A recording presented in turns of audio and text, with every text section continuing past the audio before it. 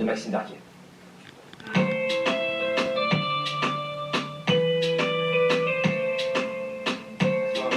Salut Maxime. Vous nous emmenez donc à Harvard ce soir, la fabrique des élites américaines, dont sont sortis notamment 8 présidents américains. Et vous nous racontez ce soir comment le témoignage d'une jeune étudiante d'Harvard a fait vaciller la fac il y a quelques années maintenant. Oui, cette histoire elle a eu lieu il y a 7 ans et tout a commencé avec une lettre anonyme publiée dans un journal étudiant d'Harvard. La voici, cette lettre. Elle commence comme ceci. « Cher Harvard, tu as gagné ». Et la personne écrit « Je suis épuisé de vivre dans la même maison que l'étudiant qui m'a agressé sexuellement il y a 9 mois. » Ces mots, ce sont ceux d'une étudiante dont on ne connaîtra jamais le nom, parce que cette étudiante, donc, elle a choisi de rester anonyme, mais elle a voulu qu'elle me raconte comment elle a alerté l'université d'Harvard et comment l'université l'a convaincue de ne pas porter plainte. Une situation insupportable qui l'a poussée à prendre une décision radicale. Et elle écrit dans cette lettre « J'abandonne pour sauver ma vie ». Donc elle quitte l'université. Ce témoignage a été une déflagration à l'université d'Harvard, dans ce milieu élitiste, et ça a provoqué une libération de la parole chez les femmes, mais aussi une prise de conscience. In the United States, sexual assault is far more likely to happen on college campuses. I think it's everywhere. I think that sexual assault, you see it a lot at fraternities, you also see it in the residence halls, you see it anywhere you go. I think it's unfortunately, it's part of the college culture, and that's something that we're trying to change. Alors pour ces étudiantes, et on l'a entendu d'ailleurs dans l'extrait qui vient d'être diffusé, ces agressions, elles trouvent leur origine dans une vieille tradition d'Harvard, ce sont les confréries. Les confréries, ce sont des sortes de boys clubs, très souvent uniquement réservés aux hommes, donc, où ce sont des lieux de pouvoir et d'influence qui se jouent là, surtout pour l'avenir, pour les carrières futures. Et c'est dans cet entre-soi que pour les femmes se jouent aussi les comportements sexuels à risque, parce que c'est là qu'ils naissent, et c'est là que naissent aussi les futures violences sexuelles. Et c'est pour cela qu'elles ont décidé de manifester, pour demander et pour proposer une solution, d'ouvrir ces clubs aux femmes, de favoriser la mixité. On campus and in a society that is so male-dominated, female spaces are crucial sources of empowerment. The value of all women's spaces is really underestimated by the administration, and I think the turnout today shows that. Alors après ces mobilisations, l'université d'Harvard a pris quelques mesures pour prendre en compte la parole des victimes, pour prévenir aussi les agressions sexuelles, mais la mixité des boys clubs, elle n'a pas été forcément hyper évidente. Certains ont accepté d'ouvrir leurs portes aux femmes, pas beaucoup en réalité. Il faut savoir qu'aux États-Unis, dans une étude qui vient de sortir, près d'un quart des étudiantes américaines déclarent avoir subi des agressions sexuelles.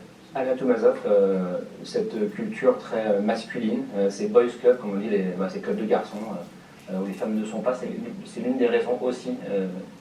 Oui, totalement. C'est un point sur lequel je voulais revenir tout à l'heure, c'est qu'en fait, il y a vraiment des dynamiques de pouvoir en fait, qui se jouent. Et ce qui est beaucoup en fait, décrit dans les témoignages que je vois, c'est les bureaux des étudiants notamment.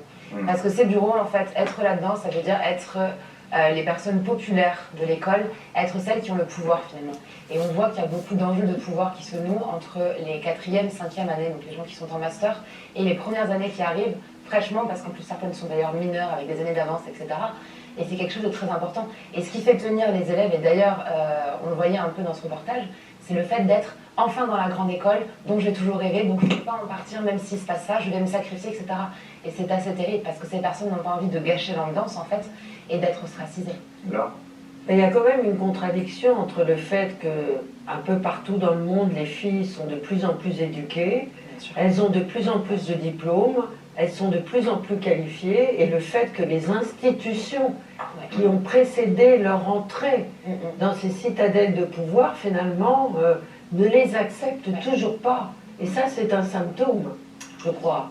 Mais je pense que c'est même plus grave que ce que vous dites, Laure. C'est-à-dire que parfois, les filles intègrent elles-mêmes le fait qu'il ne faut pas justement... Parce qu'elles n'osent pas. Vraiment, c'est un Elles pensent que c'est le prix à payer. Elles ont même l'idée que plus tard, leur carrière et la façon dont on progresse dans les strates du pouvoir se font par les réseaux. Et donc qu'il faut préserver avant toute chose le réseau. Et ça, c'est vraiment grave. Dans les écoles de commerce, vous avez totalement raison, c'est-à-dire qu'à l'EDEC, il y avait un média ordurier qui était un journal étudiant qui s'appelait, excusez-moi, le EDAH, donc c'est un jeu de mots avec mal de tête. Tous les mois, dans ce journal, il y avait la pute du mois qui était élue, donc photomontage avec des photos de sexe, etc. autour de son visage. Les prénoms en gras des relations sexuelles qu'elle était censée avoir eues, donc c'était totalement en plus diffamatoire. Et si vous voulez, j'ai des sources qui me racontent que ça joue ensuite sur la vie sociale, c'est-à-dire que les regards changent sur le campus, mais après la scolarité. J'ai des sources qui me racontent que ça les a suivis dans leur carrière au début, parce qu'entre stagiaires, on se connaît, on arrive dans des grands cabinets d'audit, dans des grands fonds d'investissement, et on sait, ah, celle-là, c'était la pute du mois de novembre. Donc ça joue sur les carrières, sur la vie personnelle, c'est des réputations fausses et diffamatoires qui vous suivent, ces logiques-là. Surtout sur les réseaux aujourd'hui, il y a deux choses. Ça montre ces discussions que, contrairement à ce qu'on le pourrait dire, ce n'est pas qu'une affaire de statut social ou de pauvreté ou de richesse. On est bien d'accord. On voit bien que c'est un problème fondamental qui touche évidemment la situation des hommes, leur relation avec les femmes. Non, mais que des grandes écoles, même si dans les grandes écoles, il y a plutôt plus d'enfants de classe favorisée. Oui, exactement. Je pense que l'argent joue quand même un rôle. La deuxième chose, à propos de votre remarque, Laure, c'est que je fais la suite de cet ouvrage sur les enjeux actuels, évidemment, de la discrimination envers les femmes. Les statistiques viennent d'être publiées pour l'année 2019. Eh bien, effectivement, plus les femmes ont accès à la liberté professionnelle, aux études, etc., plus on s'aperçoit que les violences augmentent. Dans la rue, professionnellement ou autre.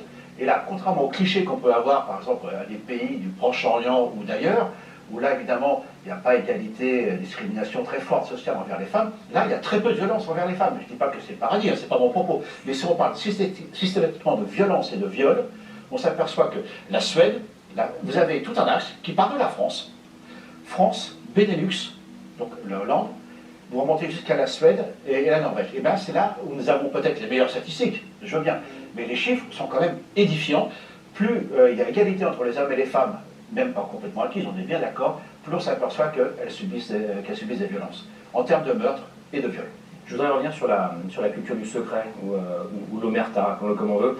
Si on prend un peu de recul sur ce qui s'est passé à Sciences Po, Raphaël Baquet, ce secret, il implique un universitaire très médiatique, Olivier Duhamel, le directeur de l'une des plus grandes écoles françaises, donc Sciences Po, Frédéric Lyon, mais aussi un ancien secrétaire général du gouvernement qui était au courant. Est-ce qu'on peut parler de système, ou est-ce que c'est une histoire d'individu? Qu'est-ce que vous en pensez, vous, Raphaël Baquet? Un peu les deux, on va dire. C'est une histoire d'individus et une histoire de système. C'est-à-dire que tous ces individus se connaissent. Ils sont dans le même cercle, pas seulement à Sciences Po, hein, évidemment au siècle, mais aussi ils dans le milieu politique, médiatique. Ils ne cessent de se croiser, au fond. Et c'est d'autant plus difficile de mettre en cause l'un d'entre eux, bien sûr, puisque ce sont des cercles. C'est comme une espèce de fraternité, si vous voulez, même s'ils ne sont pas forcément tous amis. Une fraternité du pouvoir, une fraternité masculine, oui. En général. Oui, c'est quand même assez masculin, encore qu'il y a...